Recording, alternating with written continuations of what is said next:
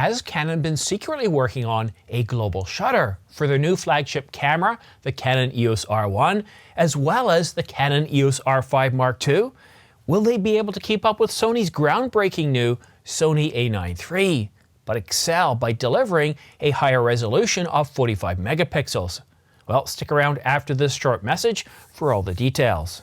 But first, subscribe to this channel for a chance to win a Canon EOS R5.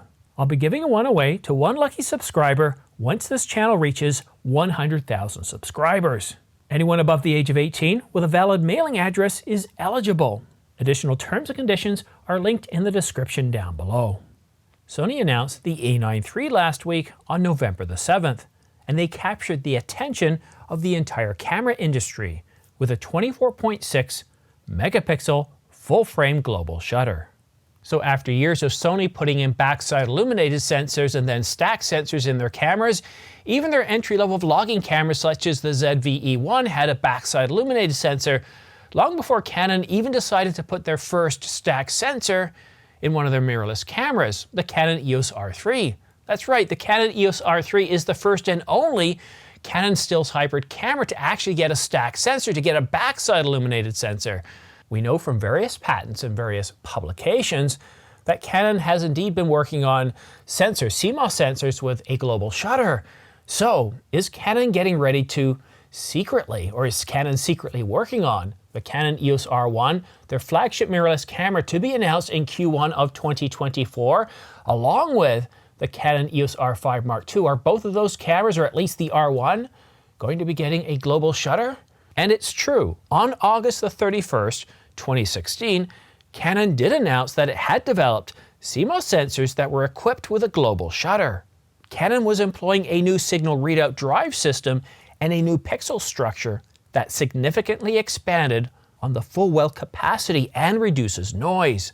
And the sensor contributes to high image quality video, making it possible to realize a wider dynamic range. There you go. That was from Canon, from a press release from 8 years ago. That's right, 8 years ago. And before that, Canon was working on various patent filings and applications. They were doing research and development into CMOS sensors with a global shutter. Canon hasn't exactly been asleep at the wheel here. So it's obviously going to be in their new flagship mirrorless one camera to be announced in Q1 of 2024, right? And most likely in the Canon EOS R5 Mark II. I mean, Canon's going to do that if they want to be able to keep up with Sony, right? The leader in full-frame mirrorless cameras, in the leader in sensor technology as well. However, according to Canon rumors, we've been told by an extremely reliable source that Canon will not be bringing a global shutter to either the EOS R5 Mark II or the EOS R1.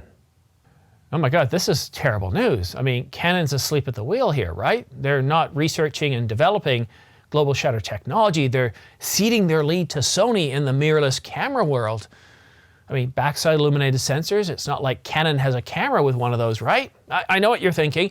Yes, the Canon EOS R3 does have a stack sensor, which also uses backside illuminated technology. But other than the Canon EOS R3, is there a single Canon camera, stills hybrid camera, to have a backside illuminated sensor or a stack sensor? No, only the Canon EOS R1 at $6,000, although on sale right now for $5,000. That makes some of us wonder, oh my God, is Canon falling behind to Sony? Has Canon finally lost their market share lead? Is Canon no longer able to innovate sensor technology? Canon rumors goes further, saying it was suggested that readout speeds will be good enough to make advantages of global shutter less prominent, while maintaining the expected image quality in the next generation of prosumer and flagship mirrorless camera bodies, referencing the EOS R5 and the R1. But here's the good part.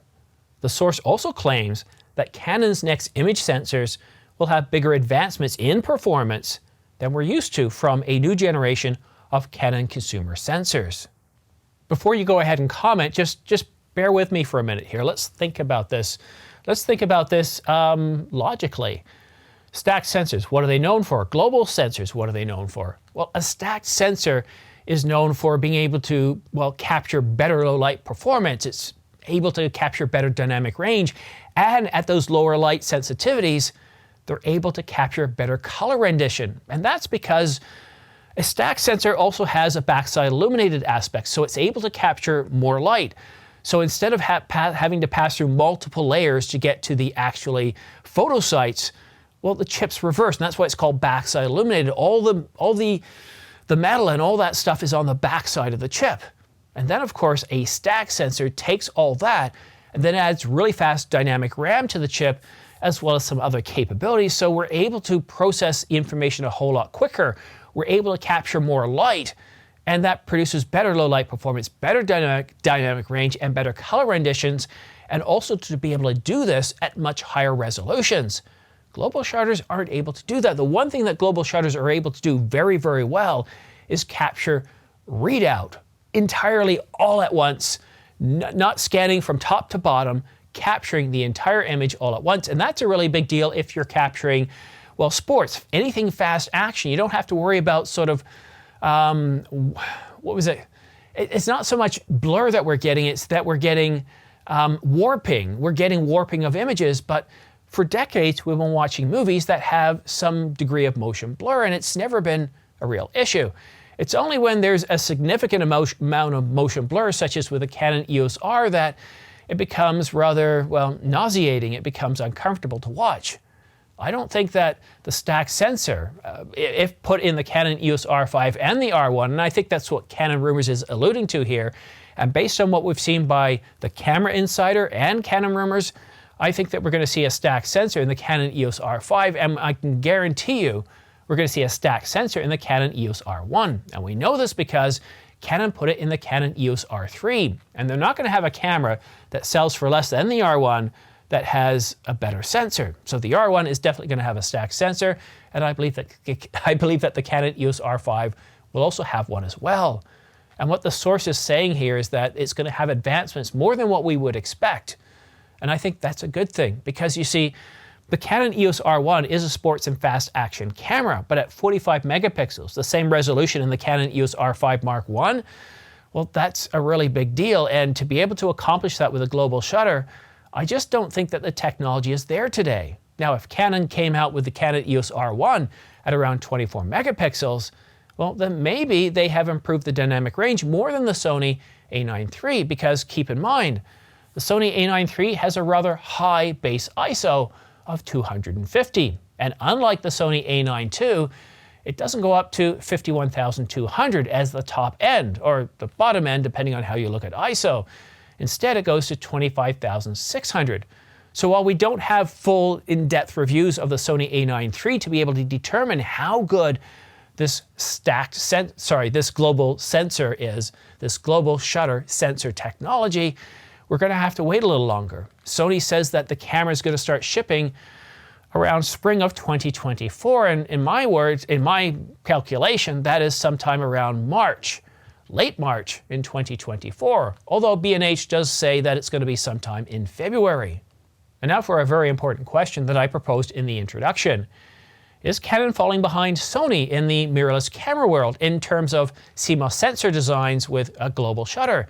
The answer is no, I don't think they are. Now, Canon has been working on a global shutter sensor technology for many years. I've just said this. They've got patent filings, numerous patent filings, but I think when it comes to stills hybrid cameras, for high resolution cameras that we're seeing with the Canon EOS R1, the Canon EOS R5 Mark II, the R3, there's a need to push past 24, 20 megapixels. People aren't happy with this resolution. They want at least 30 megapixels in a high-end pro camera. And the Canon EOS R1, the Canon EOS R5 Mark II will be served very well with a stacked sensor. But we saw this with Sony when it came to mirrorless cameras. When they first started producing mirrorless cameras, Canon and Nikon kind of looked at Sony and kind of laughed, going like, they just produce consumer electronics for kids and teenagers. They're not into serious cameras. And for many years, yes, people were laughing at Sony in their attempts to develop mirrorless cameras. But then, as they started to gain traction, as we started to get into 2013, 2014, and 2015, it was clear that Sony was leading in the camera technology realm. And they were producing cameras with 4K video when Canon wasn't, or at least, you had to spend $10,000 on a Canon camera to get 4K. It wasn't until 2020 that Canon started to catch up, and to some degree, Nikon also caught up in their mirrorless sensor technology.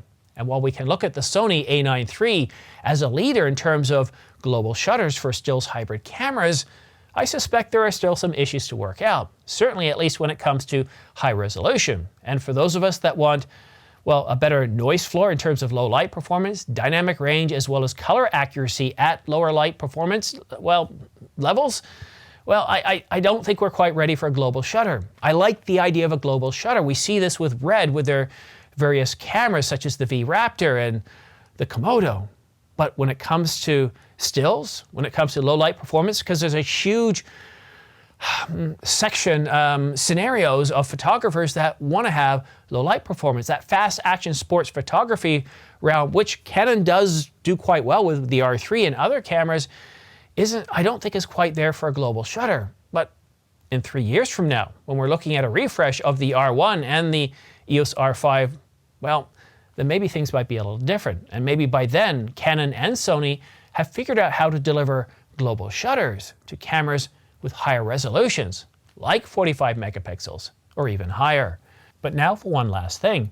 If you're looking at purchasing new camera gear, lenses, or accessories, such as the Sony A9 III, the Canon 200 to 800mm, or the 24 to 105 f2.8, and then you're looking at purchasing from B&H, Adorama, or Amazon.com, well then consider using my affiliate links right here or in the description down below, because it really does help this channel grow. I get a small commission back if you purchase anything, and it really does help fund this channel. I've got a huge bill of materials that I'm planning on purchasing: the Canon EOS R5 Mark II, the Canon EOS R1.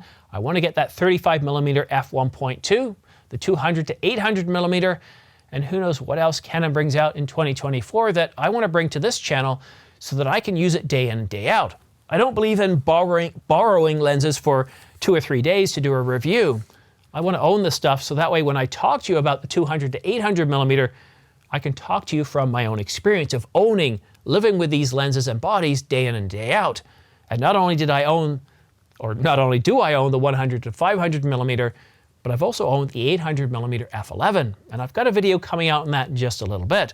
And the good news is, it doesn't cost you anything extra to use my affiliate links.